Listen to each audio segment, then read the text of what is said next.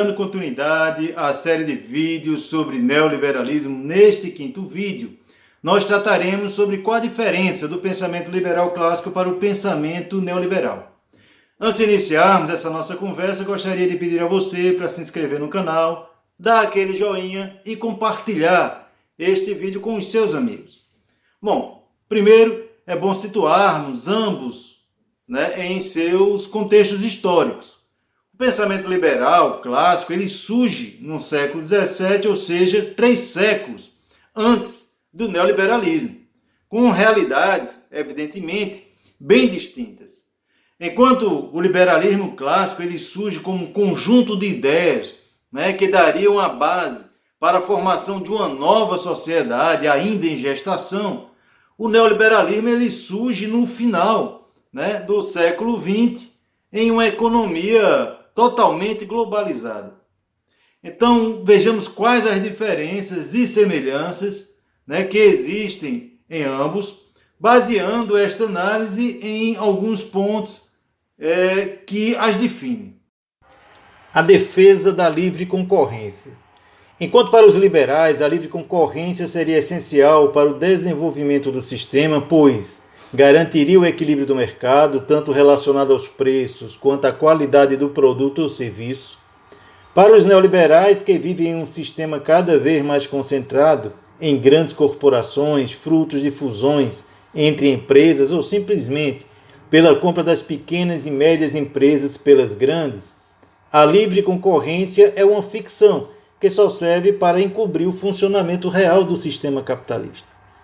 Embora, quando entramos em um supermercado, nos deparamos com uma grande variedade de marcas diferentes, desconhecemos às vezes que esses produtos de marcas tão diferentes são produzidos por uma única empresa. É o caso das cervejas, por exemplo. A Ambev é fruto de uma fusão de diversas empresas brasileiras com a cervejaria belga em 2004. E ela é responsável por mais de 24 marcas de cervejas, além de energéticos, refrigerantes, entre outros produtos. É o caso também do grupo cearense M. Dias Branco, que nos últimos anos transformou a empresa familiar em empresa de sociedade anônima e comprou diversas empresas industriais de massas, a grande maioria no Nordeste. Portanto, como podemos ver, esta concorrência ela é falsa. É isso. Quanto mais o capitalismo se desenvolve, mais concentrado ele se torna. E o que os liberais clássicos defendiam fica cada vez mais no passado. Lei da oferta e da procura. O mercado regularia os preços. Esta lei, tão exaltada pela burguesia, ela está relacionada diretamente com o que falei agora. Quanto mais concentrado o capital e quanto mais fusões e aquisições de empresas, menos interferência terá esta lei na regulação do mercado. Porque serão essas grandes empresas que ditarão o preço das mercadorias, já que a concorrência ela ficará cada vez mais reduzida. Você podia dizer, mas ela funciona entre as pequenas e médias empresas. Seria verdade se houvesse uma concorrência maior entre as empresas que fornecem os produtos ou serviços às pequenas e médias empresas. Os pequenos mercantis, os bares, as lanchonetes, as pequenas confecções e qualquer empresa que você imaginar, ela depende das grandes para fornecer os produtos necessários para serem comercializados ou que sirvam de matéria-prima para a sua produção. A não interferência do Estado na economia. Isso é um grande engodo dos liberais. O Estado capitalista existe para defender os interesses da classe dominante, ou seja, da burguesia. Quando eles dizem que o Estado não deve interferir, não podemos esquecer que as leis legisladas por representantes da burguesia sempre existiram para dar legalidade à exploração do trabalhador. E quando esse se rebelava, tinha o braço da polícia para reprimir e a justiça para condenar. E quando o burguês perde dinheiro, tem o Estado para socorrer. Portanto, seja no século XVII e XVIII, seja nos dias atuais, o Estado será sempre um Estado burguês, que terá sempre como objetivo a defesa dos interesses da burguesia.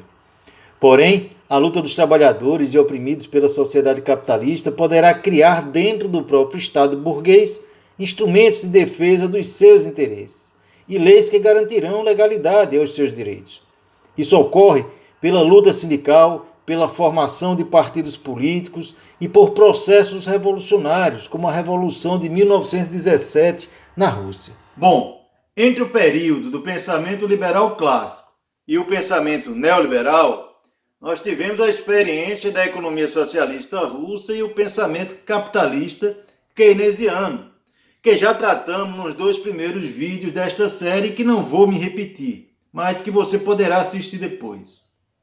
O que estas duas experiências elas possuem em comum, guardadas, claro, as devidas diferenças, é uma maior participação do Estado na construção de um estado de bem-estar social, que garanta aos trabalhadores direitos a uma renda mínima e serviços sociais gratuitos e de qualidade, em educação, em saúde, transporte, lazer, cultura, previdência pública.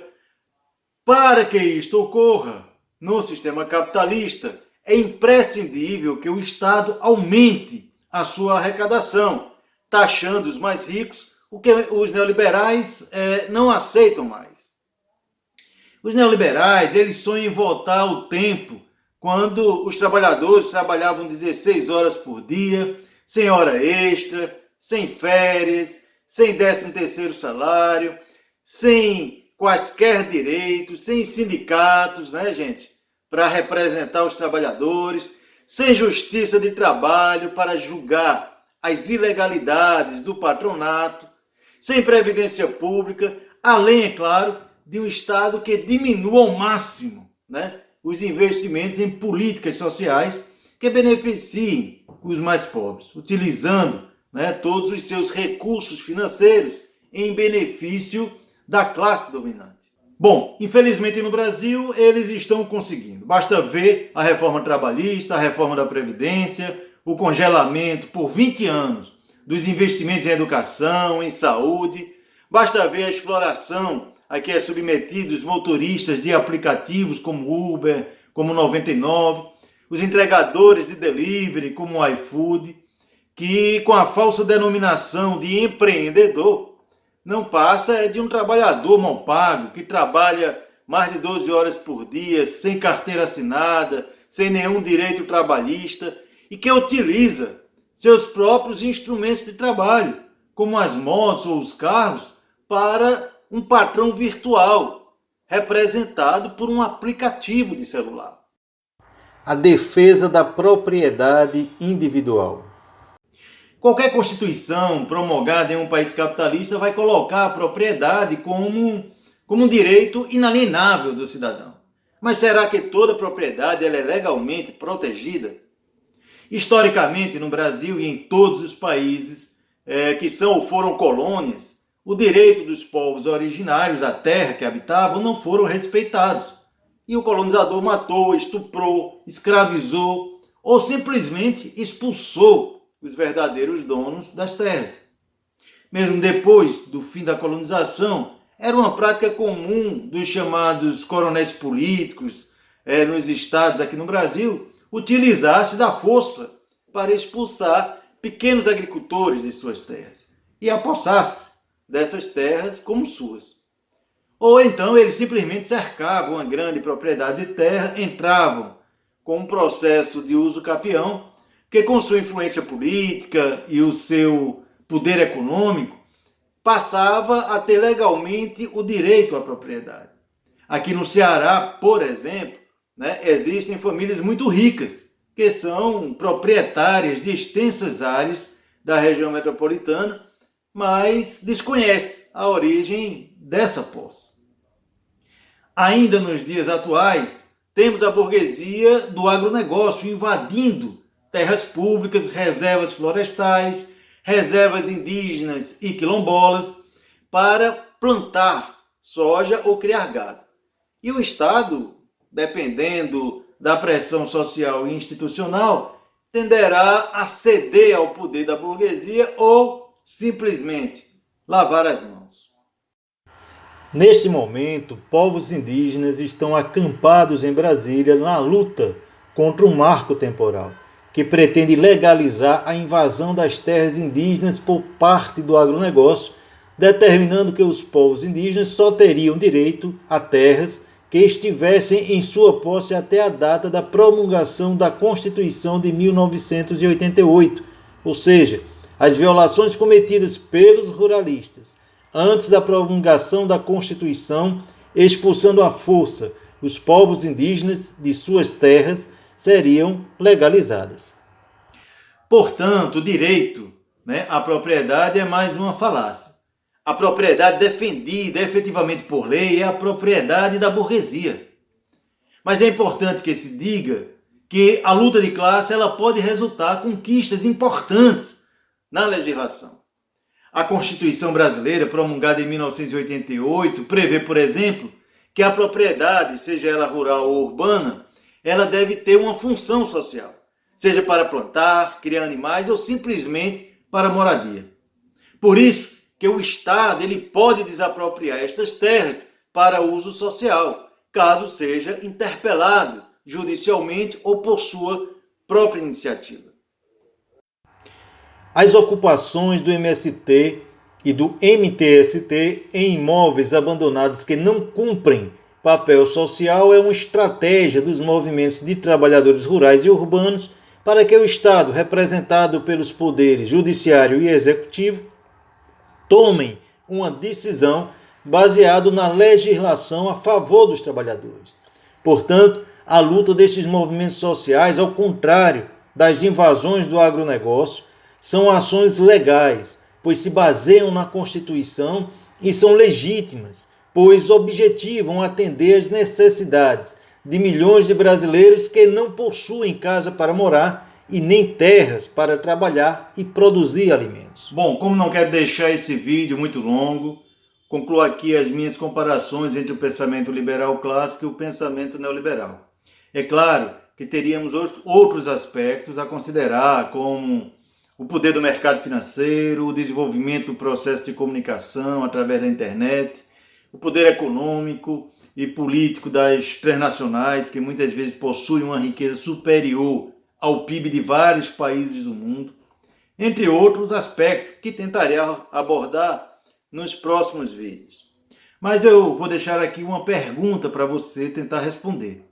É possível um governo que defenda os interesses dos trabalhadores, nos dias atuais, implantar um estado de bem-estar social nos moldes como o pensamento keynesiano propõe?